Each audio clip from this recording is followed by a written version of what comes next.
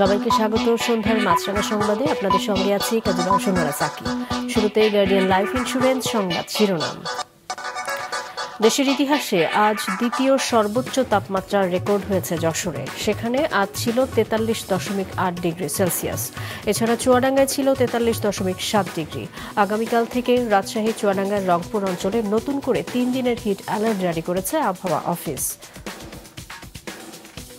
তীব্র গরমে অনেক জায়গায় শিক্ষা প্রতিষ্ঠান খোলা রাখায় আজ দুর্ভোগে পড়েছেন শিক্ষার্থী ও শিক্ষকরা। গত কয়েকদিনে শিক্ষক সহ কয়েকজনের মৃত্যুর পাশাপাশি ক্লাসে শিক্ষার্থীদের অসুস্থ হওয়ার ঘটনা ঘটেছে। শিক্ষামন্ত্রী জানিয়েছেন, হাইকোর্টের নির্দেশ অনুযায়ী বৃহস্পতিবার শিক্ষা প্রতিষ্ঠান বন্ধ থাকবে। তীব্র গরমে পানির সংকটে মানবেতর জীবনযাপন করছে রাজধানীর কয়েকটি এলাকার মানুষ। মিরপুর, বাড্ডা, রামপুরা, আগারগাঁও সহ এসব এলাকার মানুষের অভিযোগ, প্রতি বছর গরমে পানির সংকট দেখা দিলেও কার্যকর ব্যবস্থা নেওয়া হয় না। আর ওয়াসা বলছে, সমস্যা সমাধানে কাজ চলছে। শুনছিলেন শিরোনাম। এত বড় দুর্যোগেও ওই বাড়িগুলি দাঁড়িয়ে আছে কোন শক্তিতে? সেজন্য প্রয়োজন উচ্চ শক্তির নির্মাণ সামগ্রীর ব্যবহার, যেমন জিপিএইচ কোয়ান্টাম B600DR, বাংলাদেশের উচ্চ শক্তি সম্পন্ন একমাত্র রড। এবারে বিস্তারিত সংবাদ। তাপপ্রবাহে নাকাল পুরো দেশ। যশোর, চুয়াডাঙ্গা সহ 4 জেলার উপর দিয়ে অতি তীব্র তাপপ্রবাহ বইছে। দেশের ইতিহাসে দ্বিতীয় সর্বোচ্চ তাপমাত্রা আজ রেকর্ড করা হয়েছে যশোরে 43.8 ডিগ্রি সেলসিয়াস। এদিকে গেল 9 দিনে সারা দেশে হিট স্ট্রোকে 11 জন মারা গেছে বলে জানিয়েছে স্বাস্থ্য অধিদপ্তর। Desk report. টানা তাপপ্রবাহে হাঁসফাঁস জনজীবন। চলতি মৌসুমের সর্বোচ্চ তাপমাত্রা আজ যশোরে 43.8 ডিগ্রি সেলসিয়াস। পিছিয়ে নেই চুয়াডাঙ্গা, সেখানকার সর্বোচ্চ তাপমাত্রা 43.7 ডিগ্রি সেলসিয়াস। আজ দুপুর 3টায় চুয়াডাঙ্গায় সর্বোচ্চ তাপমাত্রা রেকর্ড করা হয়েছে 43.7 ডিগ্রি সেলসিয়াস। এই সময় বাতাসের আর্দ্রতা ছিল 12%। এটা এই মৌসুমে চুয়াডাঙ্গার সর্বোচ্চ তাপমাত্রা। চুয়াডাঙ্গা জেলার উপর দিয়ে অতি তীব্র তাপপ্রবাহ বয়ে যাচ্ছে। এই তাপপ্রবাহ আর একদিন অব্যাহত থাকতে পারে, তারপর থেকে তাপমাত্রা কমতে শুরু করবে এবং আগামী সপ্তাহের মাঝামাঝিতে বৃষ্টিপাতের সম্ভাবনা আছে। প্রচণ্ড উত্তাপ আর ভ্যাপসা গরমে অতিষ্ঠ মানুষ। এ অবস্থায় কবে বৃষ্টি হতে পারে সেই আশায় সবাই আকাশের দিকে তাকিয়ে। আবহাওয়া অধিদপ্তর পূর্বাভাস দিচ্ছে, কয়েকদিনের মধ্যেই ঝরতে পারে বৃষ্টি, কমতে পারে তাপমাত্রা। 10 দিন ধরে গরমের যে অবস্থা, সারাদিনে দোকানদারি করতে পারতেছি না, দোকানে টিকা যাচ্ছে না। এই গরমে প্রচন্ড কষ্ট হচ্ছে, তারপরেও আমরা আমাদের দায়িত্ব থেকে আমরা পিছিয়ে সত্যি পাচ্ছি না। 2 থেকে 8 তারিখের ভিতরে বৃষ্টি হওয়ার সম্ভাবনা আছে। বৃষ্টি হলে স্বাভাবিক পর্যায়ে চলে আসবে তাপমাত্রা। এদিকে যথারীতি প্রতিদিনই হাসপাতালগুলোতে রোগীদের চাপ বাড়ছে। সামাল দিতে হিমশিম খাচ্ছেন চিকিৎসকরা। গেল এক সপ্তাহে মাদারীপুর, চুয়াডাঙ্গা, খুলনা, হবিগঞ্জ, রাজবাড়ী ও চট্টগ্রাম সহ বিভিন্ন জেলায় হিট স্ট্রোকে বেশ কয়েকজনের মৃত্যুর খবর পাওয়া গেছে এবং বিভিন্ন হাসপাতালে ভর্তিও রয়েছেন বেশ কয়েকজন হিট স্ট্রোক রোগী। আমি অসুস্থ, বোন অসুস্থ, জ্বর, সর্দি, কাশি, এগুলাতে একেবারে অবস্থা খারাপ। তার মধ্যে কারেন্ট থাকতেছে না।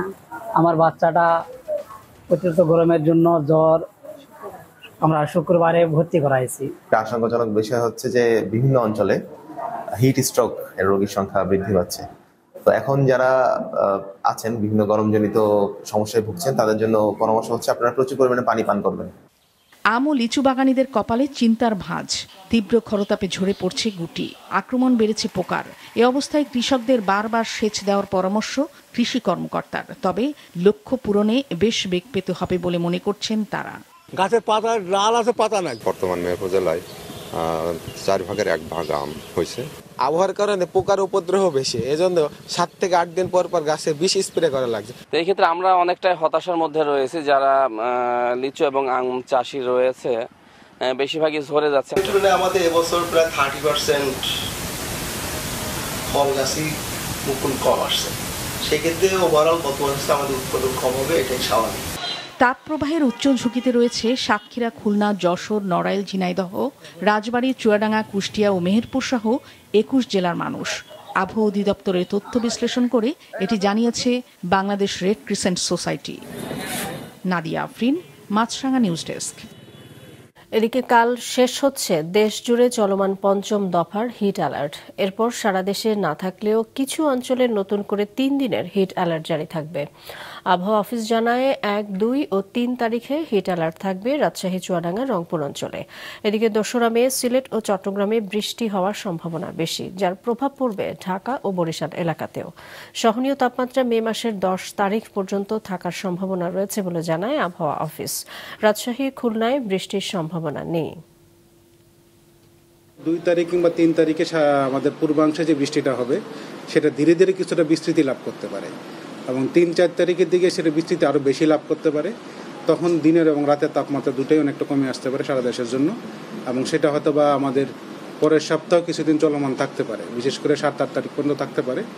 আর যেহেতু তাপমাত্রা কিছুটা কমে আসবে, আমরা ধারণা করছি যে ১০ তারিখের কাছাকাছি পর্যন্ত আমাদের আবহাওয়া মোটামুটি আমাদের স্বস্তির অনুকূলে থাকতে পারে।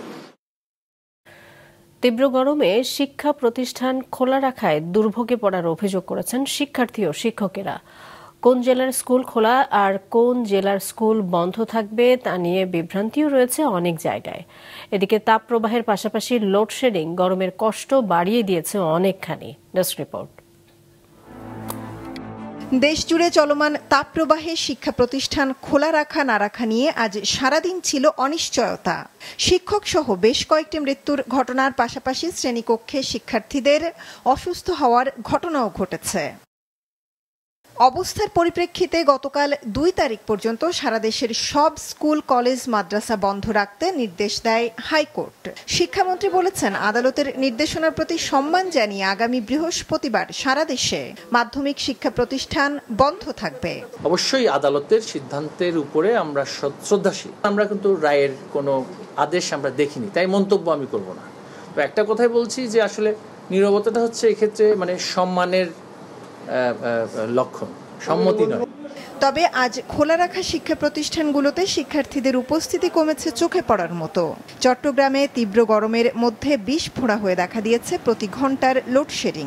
শিক্ষার্থী এবং শিক্ষক উভয়েই ভুগছেন সমান কষ্টে। মূলত কারেন্ট বারবার চলে যাচ্ছে আর বেশি গরম লাগছে, ওই জন্য প্রিবাসা তৃষ্ণার্ত হয়ে যাচ্ছি। যদি মর্নিং শিফট হয় স্কুলটা একটু সুবিধা হয়। গরম লাগতেছে, সেই জন্য আমরা বাসা থেকে ফ্যান নিয়ে আসতেছি। ঘন্টাখানেক পর পরে বিদ্যুৎ চলে যাচ্ছে, আর হচ্ছে যে রোদের তীব্রতা বা দাবদাহ, বাচ্চারা অসুস্থ হয়ে পড়ছে অনেকজন। ঘন্টায় ঘন্টায় লোডশেডিং এর ঘটনা নরসিংদী, বরিশাল, রংপুর সহ সারা দেশেই ঘটছে কম বেশি। এই গরম সবার জন্যই স্বাস্থ্য ঝুঁকি তৈরি করছে উল্লেখ করে কোথাও বন্ধ, কোথাও শিক্ষা প্রতিষ্ঠান খোলা রাখার বিরোধিতা করেছেন শিক্ষক, অভিভাবকেরা। যখন টপ ফ্লোরে আমরা ক্লাস করেছি, শিক্ষার্থীরা যেভাবে প্রচন্ড ঘেমে গিয়েছে বা আমরাও আমাদেরও কষ্ট হয়েছে। গরমের মধ্যে খোলা রাখাটা ঠিক না, বন্ধ করে দিলে ভালো হতো। যে কোনো মুহূর্তে অ্যাক্সিডেন্ট হতে পারে বাচ্চা কাচ্চা। ঢাকার আশেপাশে জেলায় সবখানে বন্ধ, আমাদের বন্ধ দেওয়া উচিত ছিল, কারণ এই গরমে ক্লাস করা সম্ভব না। বন্ধ দিলে ভালো হয়, এবং গরমের জন্য প্রচুর বাচ্চারা কোনো করতে পারতেছে না গরমে। এদিকে তাপপ্রবাহের কারণে যেসব জেলার প্রাথমিক ও মাধ্যমিক স্কুল বন্ধ রাখার নির্দেশনা রয়েছে, সেই তথ্য আগে থেকে না জানানোতে অনেকে স্কুলে এসে ফেরত যাচ্ছে। এ নিয়ে ক্ষোভ প্রকাশ করেছেন হিলির শিক্ষার্থী, শিক্ষক ও অভিভাবকেরা।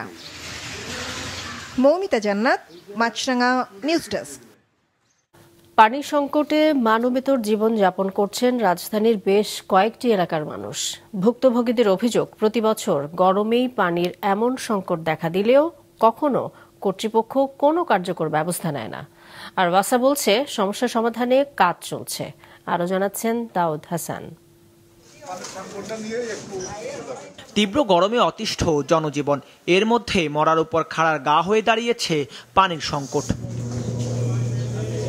রাজধানীর মিরপুরের ভাসানটেকে পানির জন্য হাহাকার চলছে মাসের পর মাস। সংকট এতটাই যে পানির অভাবে খাওয়া ও গোসলের মতো নিত্য প্রয়োজনও মেটানো যাচ্ছে না। যার ব্যক্তিগত পাম্প আছে, কারো বাড়িতে একটু গাড়া, হ্যাগর পানি দিয়ে এখন মানুষ এসে নিয়ে চলে। এই পানি দিয়া কাপড় চোপড়ও ধোয়া যায় না, খাওয়া তো দূরের কথা। প্রত্যেক বাড়িতেই পানির অভাবে ভাড়াটিয়া চলে যাচ্ছে, আসছে না, মানে আসলেই দেখে যে পানি নেই। ওয়াসার লাইনের পানি দিনে একাধবার কিছুটা মিললেও সে পানির রং যেমন কালো তেমনি দুর্গন্ধ। বাধ্য হয়ে যারা ব্যবহার করছেন তাদের অনেকেই আক্রান্ত হচ্ছেন নানান রোগে। স্থানীয়দের অভিযোগ ওয়াসা কোনো পদক্ষেপ না নিলেও মাস শেষে বিল গুনতে হচ্ছে ঠিকই। এই পানি খাইয়ে আমার ছেলে আজকে 4-5 দিন যাবত অসুস্থ। এই দেখেন, আপনারা সবাই দেখেন আমরা কত উন্নত দেশে বসবাস করছি। অনেক বলা হয়েছে, কমিশনার অফিসে যা গেছি সবাই মিলা বোতল ভরে পানি নিয়ে নেয়, ওরা কোনো সমাধান দেয় নাই। ময়লা পানি ছাড়া তার উপায় নাই, দাদার না মুহের কি অ্যালার্জি উঠে গেছে গোটা। পানির এমন সংকটে বাধ্য হয়ে ওয়াসার গাড়ি থেকে পানি কিনে প্রয়োজন মেটান অনেকেই। সেখানেও আছে গড়িমসির অভিযোগ। গাড়ির লাইনে ফোন দিই, তারপর এরা সিরিয়ালে রাখে। আমাদের পানি মানে আজকে দরকার, আমরা 2-3 দিন পরে পাই। আমরা আজকে 1 সপ্তাহ ধরে পরে গোসল করতে পারি না। মানুষের বাসায় যাইলে মানুষ ফিরাই দেয়, যা তা বলে। তবে পানি সরবরাহ স্বাভাবিক আছে দাবি করে ওয়াসার এই কর্মকর্তা বলেন, গরমে পানির ব্যবহার বেড়েছে, পাশাপাশি নেমে গেছে ভূগর্ভস্থের পানির স্তর, তাই সাময়িক এই সমস্যা তৈরি হয়েছে। গরমের মধ্যে তো অনেক ডিমান্ড বেড়ে গেছে মানুষের, নতুন পাম্পগুলি চালু করলে আমাদের সমাধান হয়ে যাবে আমরা আশা করছি। ময়লা পানির এখানে সিটি কর্পোরেশন বেশ কিছু জায়গায় মানে ওরা স্ট্রম ড্রেনেজ লাইনে কাজ করার সময় কিছু জায়গায় ক্ষতিগ্রস্ত করছিল না। ভাসানটেক ছাড়াও রাজধানীর মিরপুর, বাড্ডা, রামপুরা, আগারগাঁও সহ অন্তত আরও 10 থেকে 12টি এলাকায় দেখা দিয়েছে পানির তীব্র সংকট। দাউদ হাসান, মাছরাঙা সংবাদ, ঢাকা। বাংলাদেশ ও বৈশ্বিক আবহাওয়া সংস্থা সমূহের তথ্য অনুযায়ী মে মাসের প্রথম সপ্তাহে দেশের উজানে মেঘনা অববাহিকায় ভারী থেকে অতি ভারী বৃষ্টিপাতের পূর্বাভাস রয়েছে। এটি হলে দেশের কয়েকটি জেলার নদ নদীর পানি দ্রুত বৃদ্ধি পাবে এমন পূর্বাভাস দিয়েছে পানি উন্নয়ন বোর্ডের বন্যা পূর্বাভাস ও সতর্কীকরণ কেন্দ্র। আজ পাঠানো এক বিজ্ঞপ্তিতে বলা হয়েছে, আগামী 7 দিনে সর্বোচ্চ 250 মিলিমিটার বৃষ্টিপাত হতে পারে, যার ফলে দেশের উত্তর পূর্বাঞ্চলের প্রধান নদ নদীর পানি বাড়তে পারে। এ সময়ে সিলেট, সুনামগঞ্জ, মৌলভীবাজার ও হবিগঞ্জ জেলার প্রধান নদ নদীসমূহের পানি দ্রুত বৃদ্ধি পেয়ে বিপদসীমা অতিক্রম করতে পারে।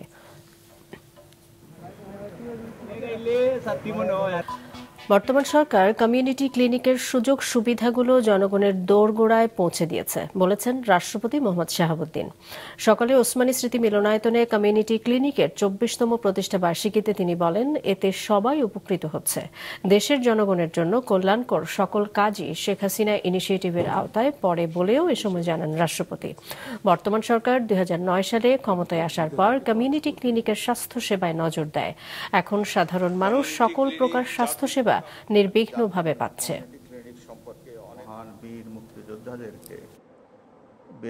একটি গোষ্ঠী তাদের শাসন আমলে এর অগ্রযাত্রাকে তারা পরশ্রী কাতরতা যাকে বলে সে কারণে স্তব্ধ করে দেয়। যারা জনগণকে ভালোবাসে, যারা দেশকে ভালোবাসে, তারা কখনোই এই রকম একটা মূল্যবান ইনিশিয়েটিভকে মানুষের ঘরে ঘরে স্বাস্থ্যসেবাকে পৌঁছে দেওয়ার লক্ষ্যে যা কাজ করছে তাকে কোনোদিন বন্ধ করতে পারে না। তারা কখনো দেশপ্রেমিক হতে পারে না। তারা হয়েছে শুধু লুটেরা। রোহিঙ্গা সংকট সমাধানের বিভিন্ন বিষয় নিয়ে ঢাকায় নিযুক্ত বিভিন্ন দেশের রাষ্ট্রদূত, হাইকমিশনার ও আন্তর্জাতিক সংস্থার প্রতিনিধিরা আলোচনা করেছেন প্রধানমন্ত্রীর মুখ্য সচিব মোহাম্মদ তোফাজ্জল হোসেন মিয়ার সঙ্গে। প্রধানমন্ত্রীর কার্যালয়ে এর সভা অনুষ্ঠিত হয়। পরে মুখ্য সচিব জানান, রোহিঙ্গাদের নিজ দেশে প্রত্যাবাসন করা বাংলাদেশ সরকারের প্রধান লক্ষ্য। এ বিষয়ে দ্রুততম এবং স্থায়ী সমাধানে জাতিসংঘ সহ আন্তর্জাতিক সম্প্রদায়ের জোরালো ভূমিকা রাখতে হবে। বলেন, প্রত্যাবাসন প্রক্রিয়া বিলম্বিত হওয়ার কারণে রোহিঙ্গাদের মাঝে বিরাজমান হতাশা তাদেরকে আইন বিরোধী কর্মকাণ্ডে সম্পৃক্ত করতে পারে, যা আঞ্চলিক নিরাপত্তার জন্য হুমকি হয়ে উঠবে। আলোচনায় উপস্থিত রাষ্ট্রদূত ও হাইকমিশনাররা রোহিঙ্গা সংকট নিরসনে তাদের প্রচেষ্টা অব্যাহত রাখার প্রতিশ্রুতি ব্যক্ত করেন। We feel that government is serious about maintaining stability and peace in that area, so we would request that how we jointly we can make a teamwork, we can have a partnership that will create a conducive environment in these areas. নির্দিষ্ট সময়ের মধ্যে হজ এজেন্সিগুলো প্রয়োজনীয় কাজ শেষ করতে না পারায় হজ যাত্রীদের জন্য ভিসার আবেদনের সময় 21শে মে পর্যন্ত বাড়িয়েছে সৌদি আরব।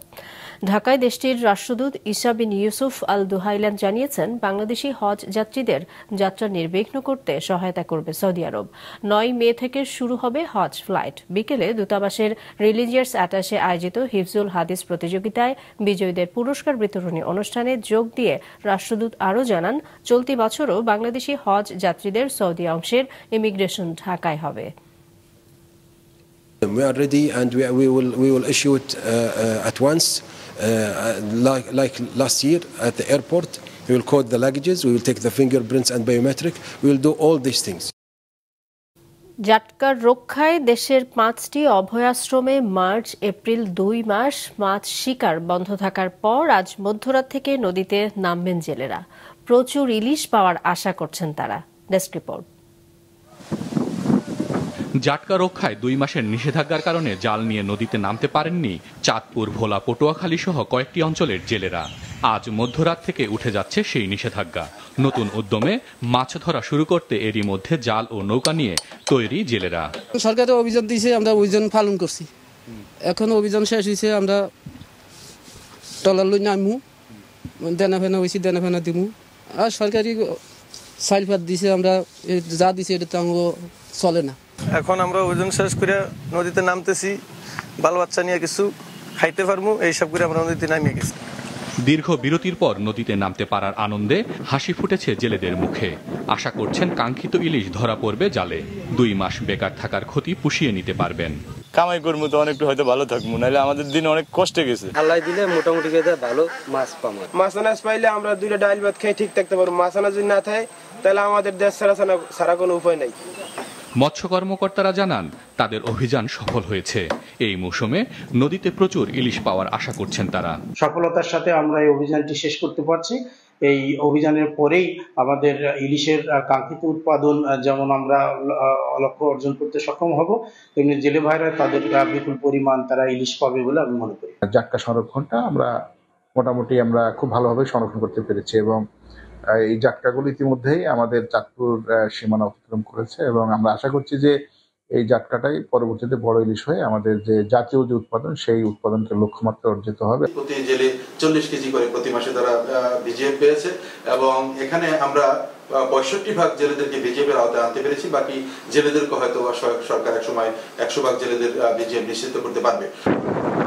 চলতি অর্থ বছরে ইলিশ উৎপাদনের লক্ষ্যমাত্রা নির্ধারণ করা হয়েছে 6 লাখ মেট্রিক টন, যা গত বছরের চেয়ে প্রায় 50,000 টন বেশি।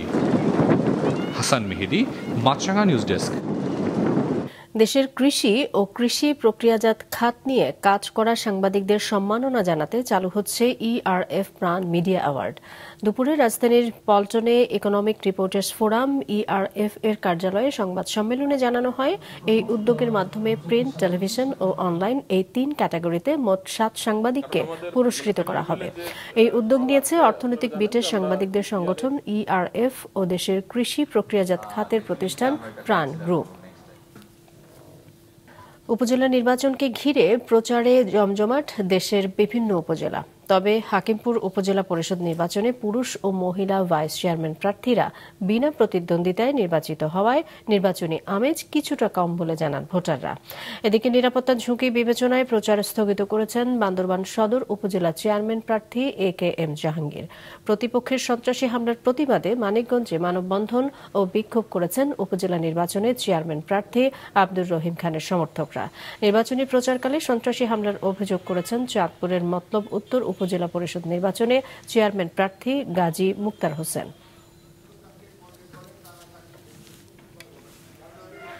আন্তর্জাতিক প্রসঙ্গ, যুক্তরাষ্ট্রের নর্থ ক্যারোলাইনার শার্লটে বন্দুক হামলায় পুলিশের 4 কর্মকর্তা নিহত হয়েছে।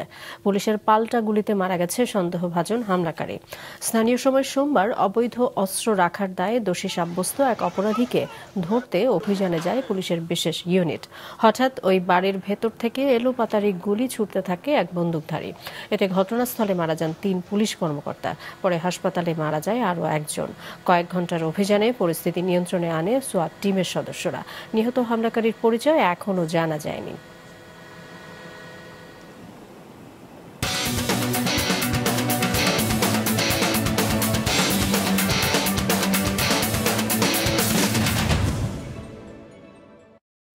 খেলার খবর, ইনজুরিতে পড়েছেন টাইগার ওপেনার লিটন কুমার দাস। জিম্বাবুয়ের বিপক্ষে সিরিজের জন্য আনুষ্ঠানিক অনুশীলনের প্রথম দিনে কোমরের ইনজুরিতে পড়েন এই ক্রিকেটার। এদিন অনুশীলন করেছে জিম্বাবুয়েও। বাংলাদেশ এবার টি-20 বিশ্বকাপ খেলবে নতুন নেতৃত্বে। নাজমুল হোসেন শান্তকে 3 ফরম্যাটে অধিনায়ক করা হয় ফেব্রুয়ারিতে। এরপর কেবল শ্রীলঙ্কার বিপক্ষে সিরিজ খেলেছে বাংলাদেশ। সিলেটের সেই সিরিজে 2-1 ব্যবধানে হারে টাইগাররা। জুনে বিশ্বকাপ ভেন্যু যুক্তরাষ্ট্র এবং ওয়েস্ট ইন্ডিজ। আসরের জন্য আত্মবিশ্বাস বাড়াতে জিম্বাবুয়ের বিপক্ষে টেস্ট বাদ দিয়ে 5 ম্যাচের টি-20 সিরিজ খেলছে বাংলাদেশ। সিরিজের জন্য 26 থেকে 28 এপ্রিল 3 দিনের ক্লোজ ডোর অনুশীলন করেছে নাজমুল শান্তরা। সোমবার ছিল বিশ্রাম, এরপর শুরু হয়েছে আনুষ্ঠানিক অনুশীলন। কিন্তু শুরুতেই ধাক্কা। জহুর আহমেদ চৌধুরী স্টেডিয়ামে আনুষ্ঠানিক অনুশীলনের প্রথম দিনেই কোমরের ইনজুরিতে পড়েছেন ওপেনার লিটন দাস। অনুশীলন শেষ করতে পারেননি তিনি। সিরিজের জন্য অনুশীলন শুরু করেছে জিম্বাবুয়েও। সিকান্দার রাজার অধিনায়কত্বে এবার বাংলাদেশ সফরে এসেছে আফ্রিকান দলটি। 29 এপ্রিল ঢাকা পৌঁছে রাতেই চট্টগ্রাম যায় সফররতরা। এ পর্যন্ত 20টি টি-20 খেলেছে বাংলাদেশ ও জিম্বাবুয়ে। টাইগারদের 13টি জয়ের বিপরীতে জিম্বাবুয়ের জয় 7টি।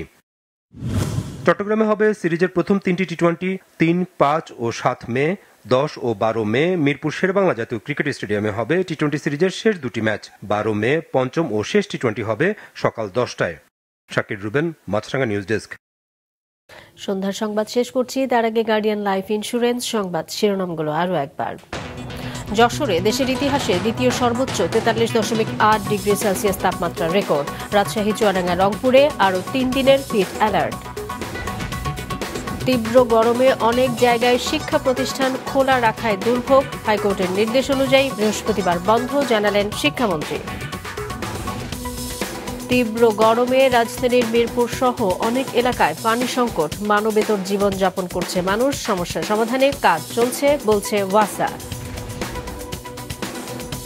এই ছিল সন্ধ্যার সংবাদে। ফেসবুকে আপডেট পেতে ভিজিট করুন মাছরাঙা টেলিভিশনের পেজে। ইউটিউব চ্যানেলেও দেখতে পারেন আমাদের সংবাদ, প্রতিবেদন এবং অনুষ্ঠান। এতক্ষণ সঙ্গে থাকার জন্য ধন্যবাদ জানিয়ে আমি কাজী রওশন আরা সাকি শেষ করছি সন্ধ্যার মাছরাঙা সংবাদ। এই দিন এইভাবে।